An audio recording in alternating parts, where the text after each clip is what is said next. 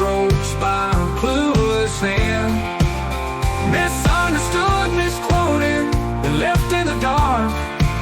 Always. Thank you so much for tuning into Horrible People Podcast. I'm Jenn McDonald, and the horrible person we have on today is Emmanuela. All right, so first of all, how's it going today? Good. I'm doing really good. Good. Would you mind telling the listeners a little bit about yourself, like who you are and what you do? Sure. My name is Emmanuela. I am a health and nutrition practitioner. My focus is I help people with their health, and I really specialize on circadian rhythms and quantum biology. So everything to do with the light that you're exposed to, both indoors and out, and how it's affecting everything in your body. So we're all talking about food and additives and what you're putting on your skin, but the single biggest factor is the light that we're exposed to. Wow. Okay. Very cool. I have a lot of questions about that. Definitely. Okay. So first of all, what kind of inspired you or got you started in this? I was raised a strict vegetarian from my parents, so I didn't even eat any eggs until I was 26. And I was like the healthiest unhealthy person you could find. People are like, oh, you're so healthy. I spent all my time outdoors, like all these great things. I'm eating all these vegetables and fruits, Yeah. and yet I have all these problems with my health. And that's how I got into the nutrition piece. But when I had my first daughter, she was really bad with sleep from the beginning. So she was waking up every hour and a half, and I was exhausted all the time. And I had my own sleep problems to top it off. And when I had my second kid, I was like, I'm going to die and pull all my hair out. I need to sleep. And I accidentally was introduced to this woman because I was supposed to be writing a cookbook on how to hide organs in your food. Because I was all about, organ meats and seafood. And I was going to go on her podcast. So I went to snoop her, and she had this doctor, Dr. Jack Cruz, who's probably like the father of putting all the pieces together when it comes to quantum biology. And he was talking about how light trumps food and affects all these things. And I didn't believe anything he said, but I didn't have anything to lose, and I was really desperate. So I turned my whole house upside down with my lights. I started going for sunrise with my daughter. And within a week, things started to change like massively. Wow. Okay. So if you don't mind sharing, like what kind of things did you change sort of in your household and stuff light wise, and like why? I know nothing about this, and I'm very, very interested in learning more.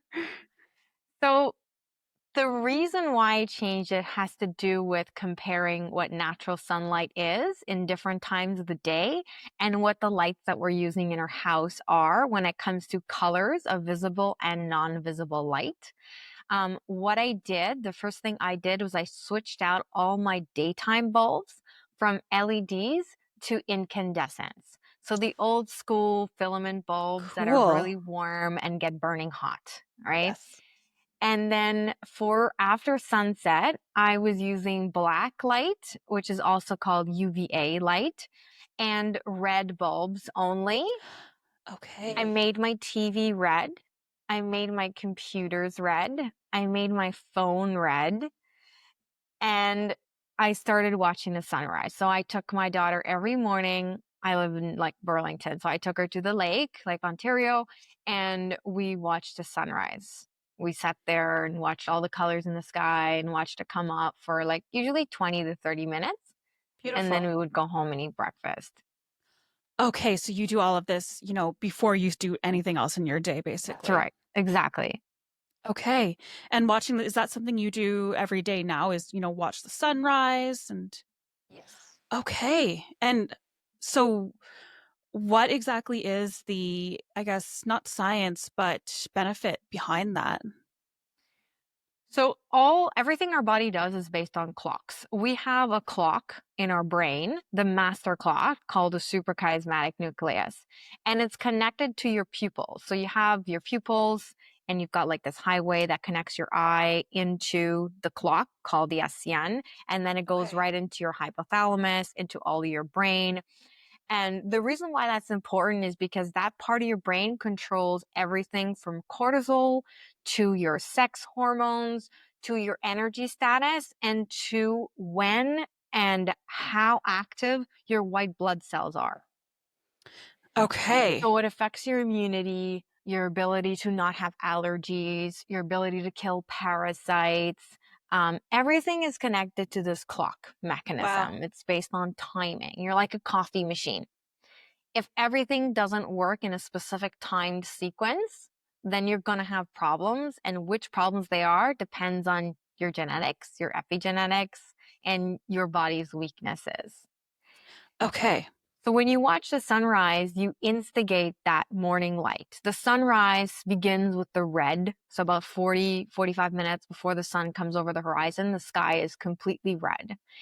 And then you get some yellows and oranges, and then you get your blue light, a little bit of blue light that comes in, and it tells your body, Yes. now's the time to increase cortisol, make you feel alert. Now's Huh. the time to start your metabolism so we can digest food and not store extra fat. And now's the time to kick up white blood cells. Like the whole chain of action of everything in your body gets turned on by the sunrise. Okay. That seems to go like right back to, I guess, you know, before we had, modern society and everything. Like that makes so much sense when we were kind of out living in the wild and it would be something we would see every day. Exactly. So, It's something we okay. would be exposed to all the time. And artificial light is new. It's like since what, Yeah. 1875 or something like that? Okay, that makes sense. And you see clients, right? Yes. So, what kind of work do you do with your clients? The first thing we always do is we change all their lights. That's Okay. always the first thing. And then we start with morning habits.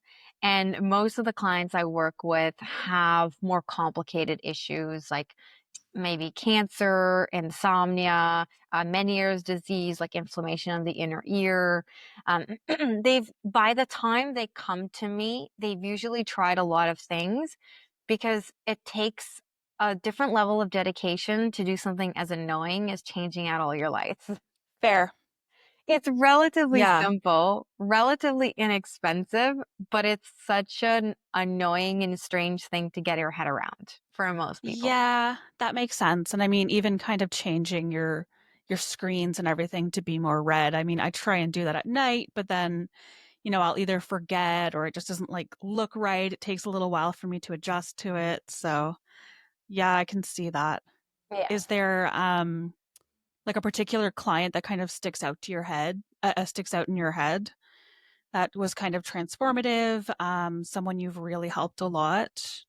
Yeah. So, like, for example, I had a client with Graves' disease. So, when, they're not hypothyroid, but they're hyperthyroid. So, they have like an overactive Okay. thyroid, and it is considered an autoimmune condition. And they had tried to like lower the amount of medication that they were on before, right? Like, they were just like a natural minded person. They didn't want to be on these medications for the rest of their life. And but every time they would do that, their labs would get worse. Um, Okay. but after just like a month of starting to do the most basic things, changing the lights, watching the sunrise, all of the thyroid markers improved, even though Wow. for the first time they were able to go down to one pill a day instead of three. So Wow. it cut it by 1/3. And instead of, thyroid hormones going all wonky, they actually got better than they were when they were on medications. That's a pretty big change. And it's just like so many little simple things. Just by getting out and seeing that sunrise, they were able to make more thyroid hormones in the right quantities. That's crazy. Okay. Yeah, that's so impressive. That must have been so, I don't know, rewarding and satisfying to see that change for both of you. Yeah, exactly. Like they're so happy and it's often like the mind warp. Like how is it possible that something so simple can have such big effects? And I'm a little sciencey and nerdy in that sense. So sometimes Okay. when I get started and I start talking about all these things like ACTH and dopamine and people are just like either they're like I have some clients who are doctors and they Oh, get cool. it But then, there's the regular person where it's like, ah, I don't understand anything you're saying. Fair. Yeah. Um, and how do you kind of, because I can see a lot of people getting kind of overwhelmed with this or having a hard time kind of, I don't know, accepting it maybe. How do you Yep. deal with clients that might be overwhelmed or have difficulty understanding this? I really try to drill down the morning light piece because Okay. being overwhelmed is a deficiency in dopamine. Like, Oh, okay. dopamine is what enables you to question things or having like questioning the narrative. That's Yeah. dopamine's job. Also being able to handle things that are overwhelming is a dopamine thing. Like, one of the first things I noticed after watching the sunrise was that when my little kids ran around screaming, it didn't bother me anymore. Oh, I was just like, okay. oh, they're having fun. Whereas before I wanted to pull all my hair out. Yeah, you feel like overstimulated almost, I bet. Exactly. And all of that just evaporated, and I didn't actually try to do anything. It Wow. just happened. And that often tends to happen when you start increasing your dopamine levels. So you go out, you get the sunlight to hit your eyes, you're lowering the dopamine reduction of artificial light. So LEDs, your computer, your phone is all lowering your dopamine. And so you're going to do the opposite, right? You're going to reduce the blue light coming from those devices and you're going to get all the sunlight in and you're going to increase that. And all of a sudden, everything seems more possible. Okay. Okay. Yeah, it seems almost grounding. Um, Yes. for someone that has, I guess, like this just sort of popped into my head, for somebody that has mobility issues or might not be able to get outside, is this something they can do, looking out a window that's facing the sun, or is it better to just be out there?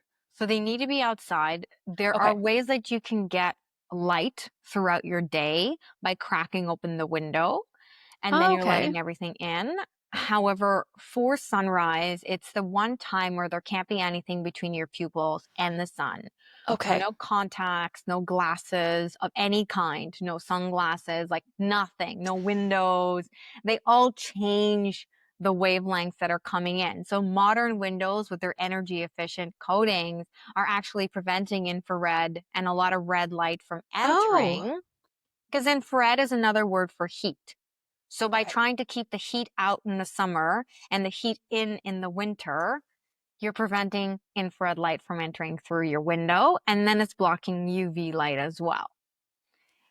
Fair. And UV light's going to be really critical for a lot of functions, including happiness. UVA light is how your body makes melatonin, which puts you Okay. to bed and is your body's largest antioxidant. So you really need the light to hit your pupils. You don't need to look at the sun. You just need there to be nothing between your pupils and the light. Fair enough. Okay. You That could makes go out in sense. the front yard or, backyard. You don't have to travel to the lake. I just enjoy that. I find the water is calming and it's a nice process. Beautiful. Exactly. But you could 100%. just, go outside or when it's pouring, for example, I will put my stool in front of the patio door and I'll open the patio door all the way. Oh, okay. Awesome. That works. Yeah, because I was thinking like it's been so rainy and terrible here in Ontario the past. I'm in Eastern Ontario. You said you're in Burlington, right? So the Yeah. weather's just been like horrible. I'm like, oh God, I don't want to be sitting out there in the blizzard or the freezing rain. So yeah, that would be a good option there. Yeah. Like if it's just a light rain, then I'll go out for a walk, Oh, 100%. But if it's pouring cats and dogs, then I can be lazy too. Yeah, fair enough. That's definitely something I want to try implementing in my morning schedule, I think. Because I mean, when I'm out hunting, even if I get to watch the sun come up, I don't know if it's because I'm outside and I feel better that day. I Yeah. feel more inspired, more motivated, more energetic. So, yeah, I can totally see how consistently doing that would really make a big difference. And it really is all of the above. Like the sun makes you happy. It hits on all of your opioid receptors, like the same ones that make things like, codeine and morphine addictive. Oh, yeah, I guess, eh? Yes. Okay. You're meant to be addicted to the sun. Which, I mean, not a bad thing. I did see a post actually going back to what you were saying before about the sun being blocked. I saw a post on your Instagram recently talking about using sunglasses or not using sunglasses. Could you maybe explain that a little bit? Was it just basically the fact that you're being blocked? Is it sunglasses all the time? All of the above. So it's normal for your eyes to be really sensitive to the sun's light when you spend all your time in front of screens or under artificial light. The pupil itself is an involuntary muscle, right? You know how it gets really tiny when the lights are bright and really big when Yes. it's dark? The neurotransmitter that controls the ability of your pupil to get smaller and bigger is dopamine. So when you drop your dopamine from staring in a screen, that muscle becomes weak, essentially, and it Okay. can't close fast enough. So you're going outside under the light, and that muscle, it's involuntary. You can't make your pupils smaller. Be like, pupils, get smaller. It doesn't Yeah, work. So you don't have enough dopamine, your pupils can't get smaller, and you're like, oh, it's so bright.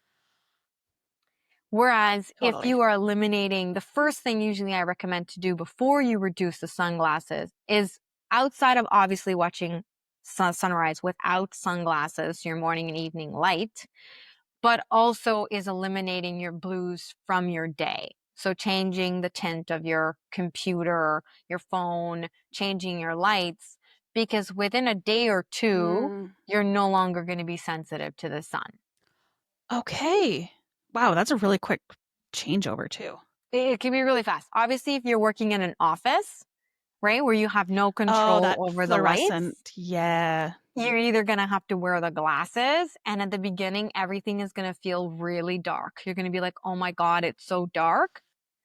And then your melatonin production is going to kick up, and melatonin thins your pupils and makes you able to see better in the dark. Okay. Okay. So all of a sudden, you're going to be able to see in the dark, which is a thing that people are often really surprised by. They're Yes, like, I bet. I can't see. And then after a week or so of following the routine, if they're strict with their indoor lights, all of a sudden they don't need the light anymore because they could see. Oh, that would be so handy for so many things. Yeah. Awesome. Yeah, because I mean, like I was saying before, when I try and change my screens over, I do that all the time. I'm just like, okay, I'm gonna like finally do it. I'm gonna change my screen so I don't have that blue light blaring in my face and then issues sleeping. I'm like, oh, I can't really see this properly. I think I just need to give it more time. Yeah, and the outside lights that are out first, and then also slowly reducing. So the temperature of your screen, or how blue it is usually measured by something called kelvins. Have you ever seen the letter Oh, K beside a light bulb when you're buying it? yeah. Yeah, so that stands for kelvins, and you want to work it down to 2700 kelvins for Okay. daytime and 1700 kelvins for evening and early morning. Wow. Okay. So it, That's it doesn't awesome. have to be immediate, right? Like I use Iris, which is a paid thing, but I think it's $15 for lifetime. Oh, And then you can actually control the actual kelvins. Whereas if you have a PC or Mac, they're just sliders that you play with. that's it. Yeah. I run off a Mac, so I'm just like Yeah. kind of playing around with that to try and see, how low I can get it, but still read my emails without kind of straining or feeling awkward or anything like that. So, And okay, Macs that are makes sense. great because the night shift actually is quite good. If you toggle the night shift on 24/7 and you have it on max warmth, it's still clear enough to see in bright sunlight. Like today is freezing cold outside, but usually I work Yes. outdoors and I Amazing. can still see my computer screen with the warm, like max warmth night shift light on. Perfect. Okay. So do you run your night shift kind of all the time then? I do on my phone. On the computer, I usually use Iris. Oh, yes. Okay. Yeah, I'm gonna have to look into that, Iris. That's really cool. And you also do, so I saw on, whenever I looked into you a little bit further, traditionally nourished. So, first of all, I guess, what does a typical day of, eating, your diet, everything like that kind of look like? I'm a heavily seasonal eater, and I follow the light cycles a lot. So after watching Cool. the sunrise, I eat breakfast within 30 minutes to an hour of the sun coming up over the horizon. So Okay. like right this morning, that was 6:47, I believe. So I would eat by 7:47. And breakfast is usually very big. So 50 grams of fat and protein combined and whatever's available. So it's April 8th here in Canada where we are. The only real thing in season would be maybe like leek garlic, Yeah. onion, and meat and fish, right? Oh, yes. So that's pretty much all I'm eating. I do add low sugar vegetables here and there for like flavor in my dishes Okay. if I get bored and my husband complains. Uh, Yeah. but mostly I'm eating meat and seafood, eggs, dairy primarily as the base in the winter and early spring. Okay. Huh, that's very fascinating. And So then how whatever the does, oh farmers yeah. markets carries, right? So like Okay, love when the that. farmers markets come in and then the strawberries come in season, then I'll eat some of those and whatever vegetables are growing, I'll just follow that. I love that. Okay, very much, what's available at that time.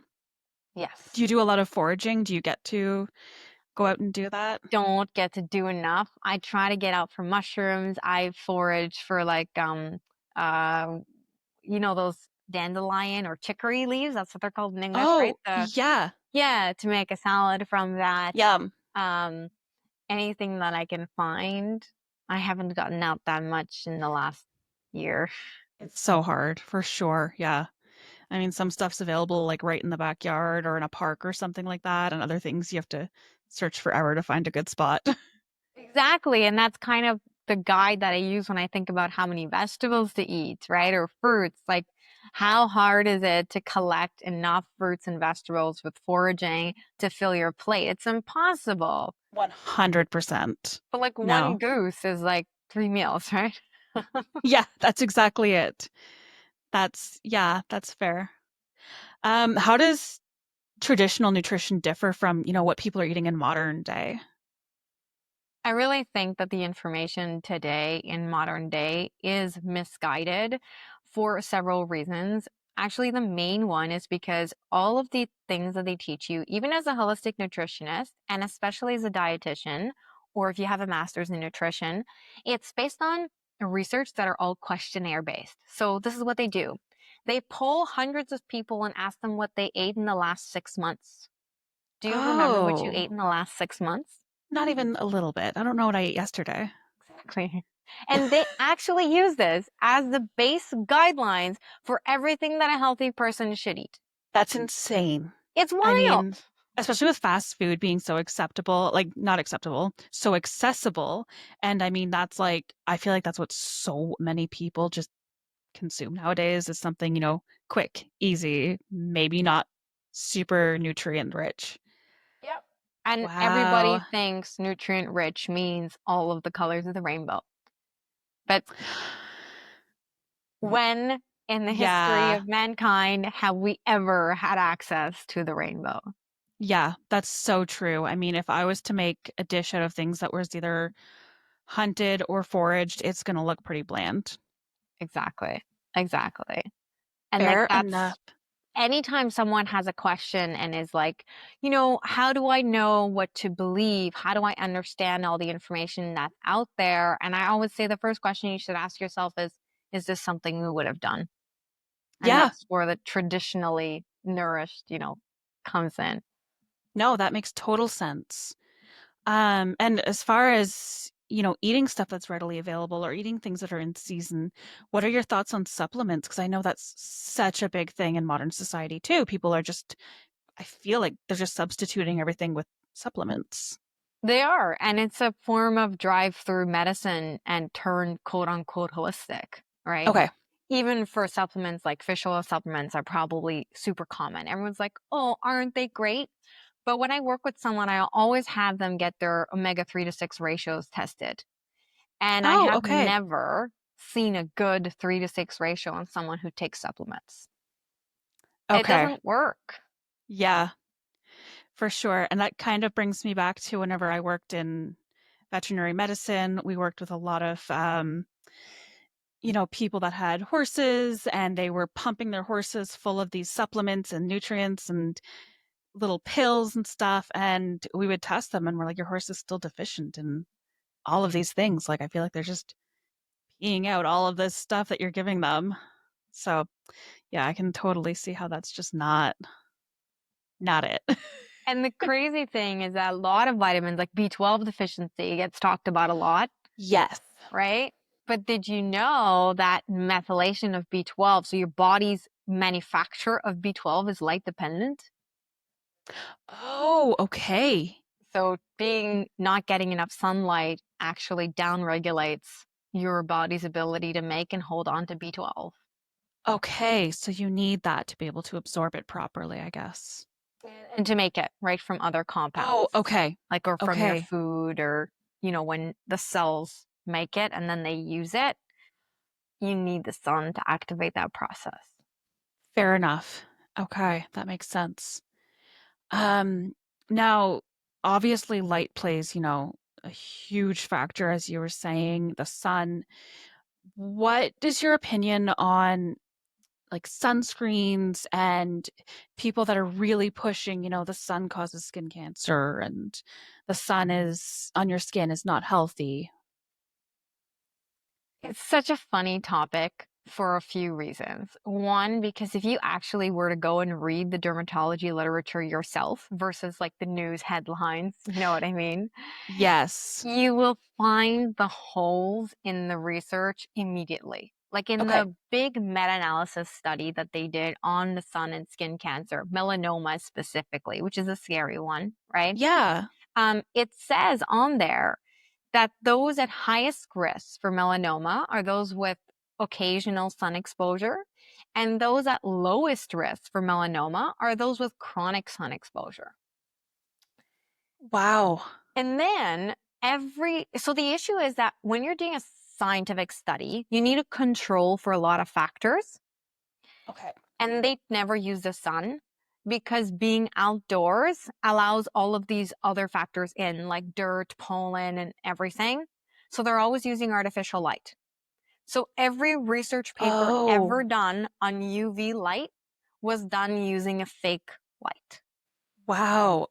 I did not know that. The sun is unique because it's something called its non-polarized light.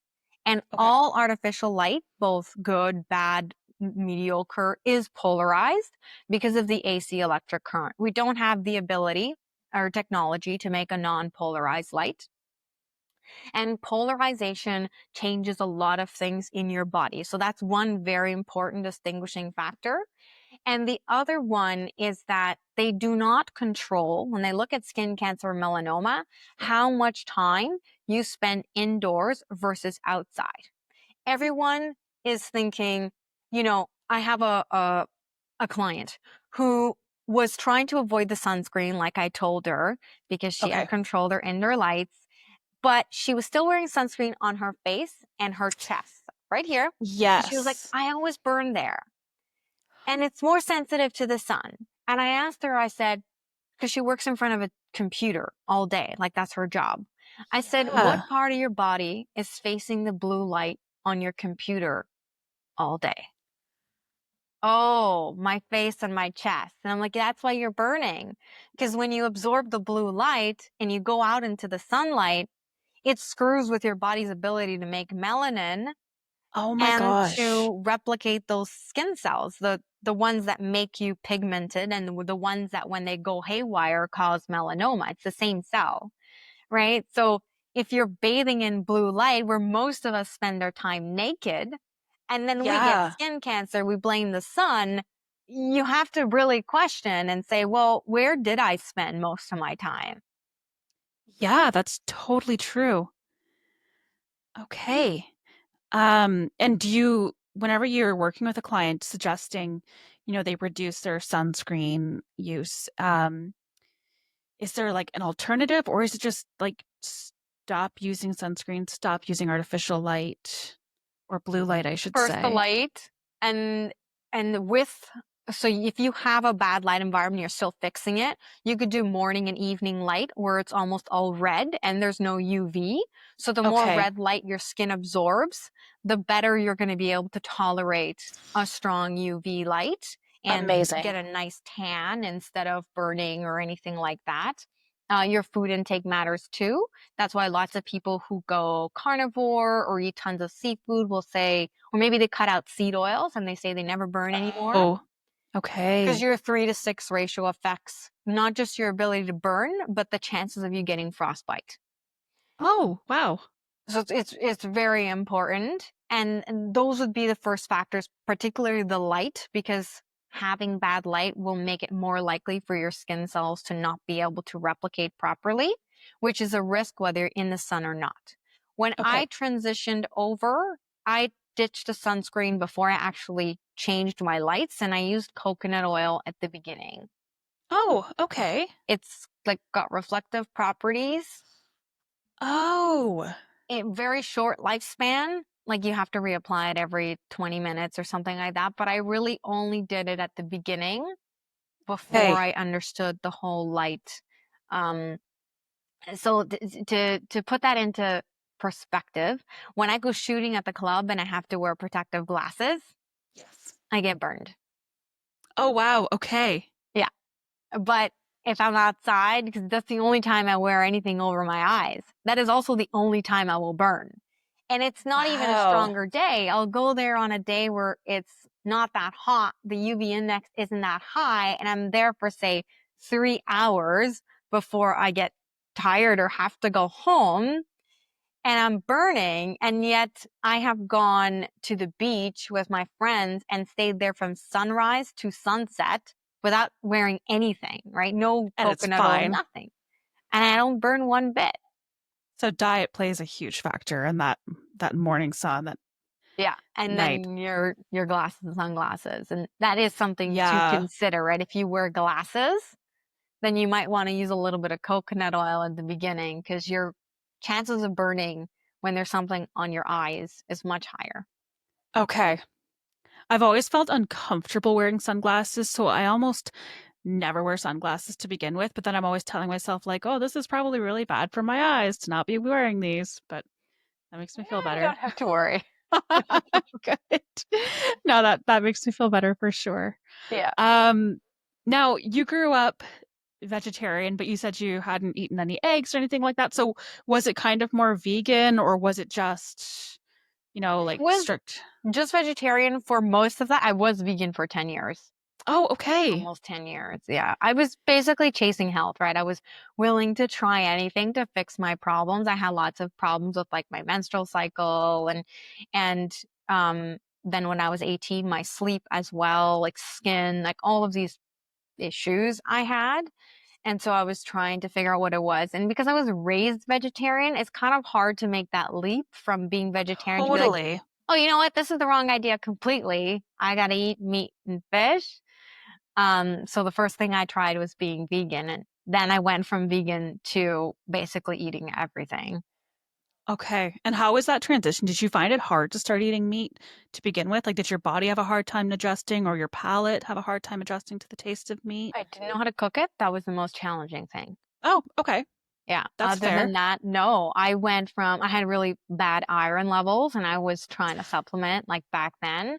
And at first I just started eating some dairy and a little bit of seafood but not much. But when I full on introduced red meat, I tripled my stored iron in 30 days. Wow. Like just, Okay. That's yeah. crazy. That's awesome.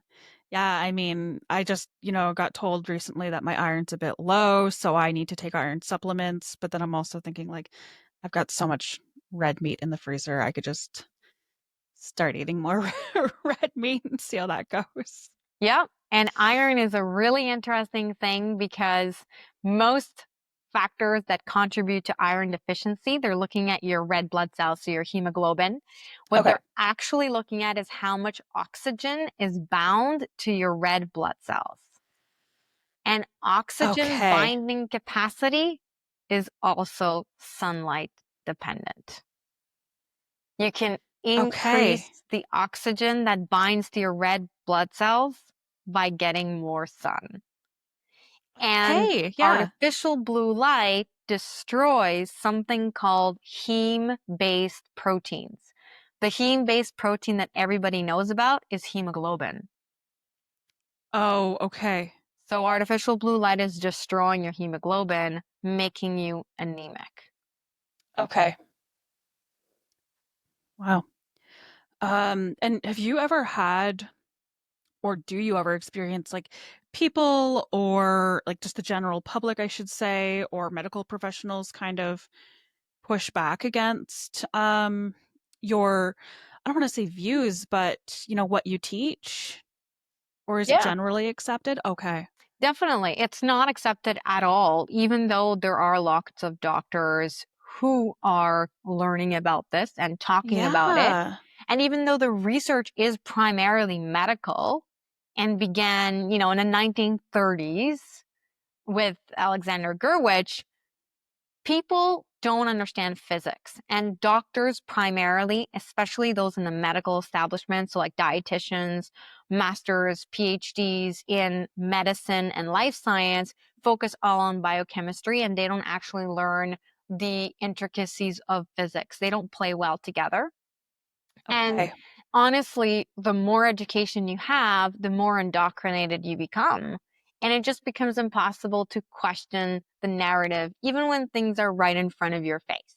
Like if I send a paper to someone and be like, here, look at this really, well-known and respected PhD doing research on this topic, and they can't put the pieces together because there isn't a randomized controlled clinical trial that's telling you that you should Wow. do this, so they don't believe it. And for Okay. me, honestly, I don't really care. Yeah, good. I'm like, you know what? Like, you're already too set in your ways. You're not the kind of person I want to influence. I want to influence the person who can sense that there's something missing, who's looking for the missing piece. Yeah, I totally understand that. Somebody that's more open-minded, somebody that kind of respects or understands that traditional way of life, which I love. So that's amazing. Yeah. Now, with COVID, did you feel there must have been such a, because some people were abiding by those rules of like, don't leave your house. And I'm sure the lack of sun exposure must have played a huge factor in the increase in anxiety and depression and everything that we saw. Yeah. All of your happiness signals, dopamine, serotonin, they all need the sun. And also the move towards digital learning for kids made everything take a Oh, massive dip. Anxiety increased in everybody because being under blue light makes you anxious because it's lowering serotonin, dopamine, melatonin, all of the happiness that's hormones, so whatever you want to. true, eh? They're just kind of propped in front of a computer all day. Yeah. Yeah. And they went Oh, from, yeah. I know parents who went from telling me they had a doctor come in and tell them that the maximum safe amount of screen time that kids should get is 1 hour a day, to all of a sudden the lockdowns happened. And now, oh, too bad. Your kid's going to spend all day in front of a screen, and so are you. And God forbid you go outside, you're going to I die. know. That was wild. Yeah. It was. Yeah. At the same time, though, it was almost good. I've been in the alternative space, like from a vaccine perspective, since I was a kid. So my Okay. parents jumped on that bandwagon when I was Oh, really, really awesome. young. So I thought it was funny when people were complaining about being discriminated against when they weren't getting vaccinated. I'm like, I've been discriminated against my entire life. I once had a Yeah. friend tell me I had to buy new clothes to visit her house because I wasn't vaccinated. That is craziness. Yeah. Oh It's my it's God. not new. I Yeah, love that it became into public awareness with COVID, but I've had you're that kind of right. reaction like you have the cooties all the That's time. terrible. Yeah, I guess it really did open up a lot of people's eyes and minds to the fact that like something's not right about what we're being told to do Yeah. by Yeah. mainstream and everything. Oh my gosh, that's awesome. Okay. Yeah, so we're coming up to the 45-minute mark. I've learned so much. This has been so eye-opening for me, and it's going to be very eye-opening for so many people.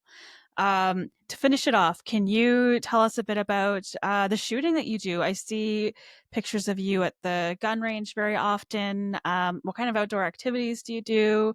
What got you into firearms? I it was COVID. COVID Oh, happened, really? and I was Okay. like, that's it. I want more control over my life and my Love it. food. And so I got my hunting license. And at first I was like, I'm gonna do archery because I'm like a traditional person. I love the concept of it. Cool. And then I was like, no, I want to bird hunt. So I went and It's got fun. my license. I got both my non-restricted and restricted license right away in the middle of COVID.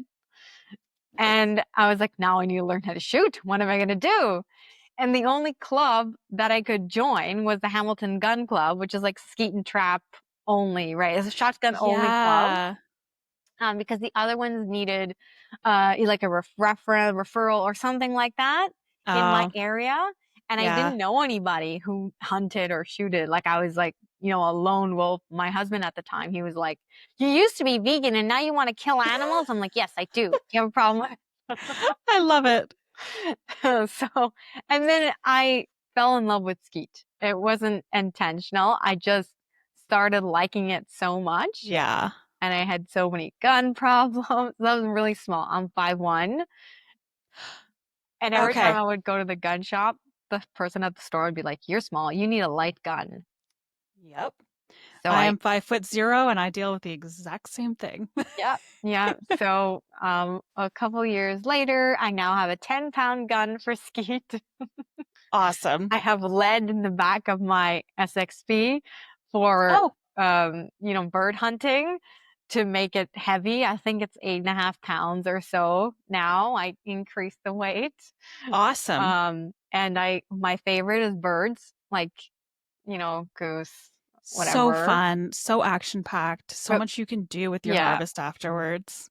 but my hunting is limited with my kids, and I used to take my little one with me on my back. And so I did a lot of squirrel hunting with a subsonic 22. Oh, cool. They don't make Okay. noise, right? It's like a Yeah, ping. that's so smart. Yeah. Nice. I'm not very good Okay. at rifle shooting. Let's just say I need practice.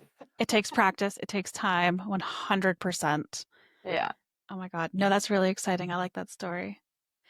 All right. Well, before I let you go then, where can people find you? Because I think people definitely need to look you up, give you a follow, because I mean, even from just following your Instagram, I've learned so much, and just your posts kind of inspire me to get outside more, work outside. And even before I knew everything that you just taught me in this conversation, I was like, okay, I need more light on me.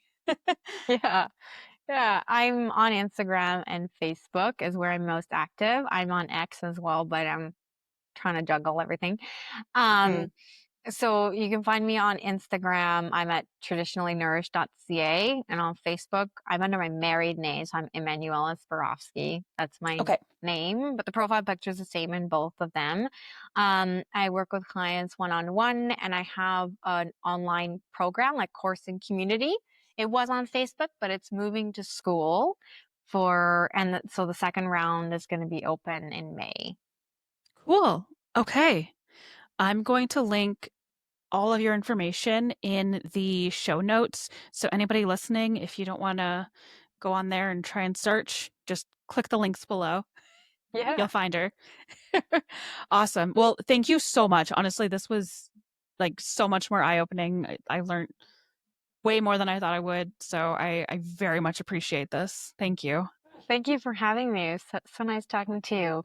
Yes, you too. After following each other on social media for so long, it's nice to be able to Yeah, talk face to face. exactly.